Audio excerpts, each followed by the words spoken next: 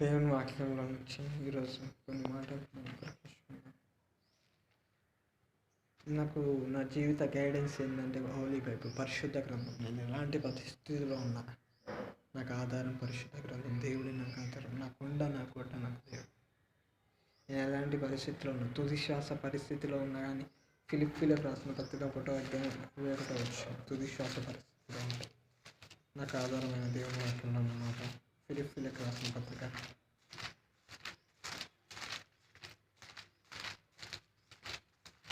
1:21 నా మట్టుకైతే బ్రతుకుట క్రీస్తే, చావైతే లాభం.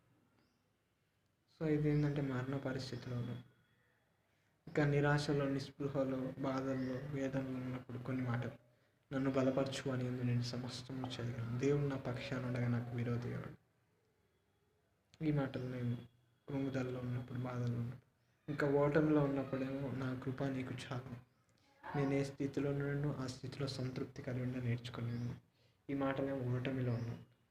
కాబట్టి ఇలా దేవుని వాక్యాన్ని నా జీవితంలో ఎల్లప్పుడూ కూడా దేవుడి వాక్యాన్ని,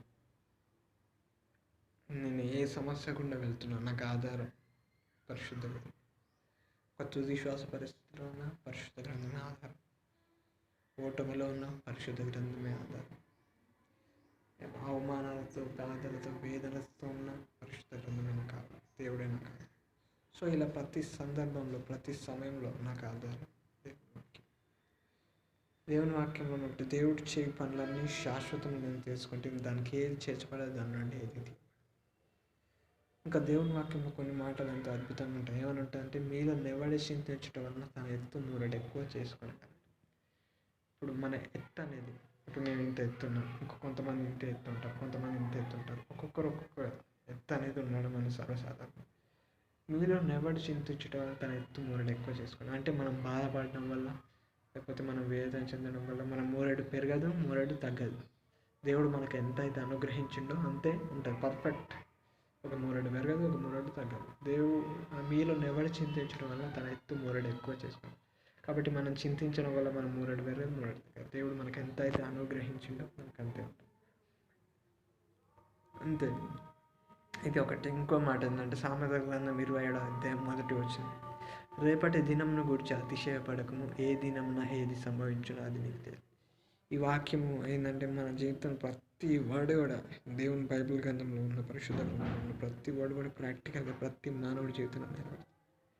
రేపటి దినం గురించి అతిశయపడకము, ఏ దినంలో ఏది సంభవించునో అది నీకు తెలియదు. ఏ క్షణం ఏది సంభవిస్తుందో కూడా మనకు తెలియదు. ఒక మానవుడిగా ప్రపంచంలో ఉన్న ఏ మానవుడికి తెలియదు, ఎవరికి ఏ మనిషికి తెలియదు. అది ఊహలకు అందదు.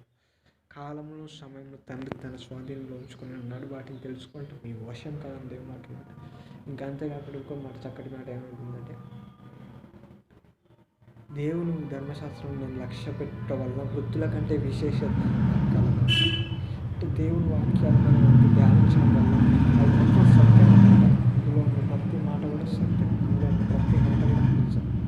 కాబట్టి అవి మనం ధ్యానించడం వల్ల మన యొక్క జీవితానికి చాలా పరమార్థం ఉంది, మన బ్రతుకెంతో మేలు కలుగుతుంది.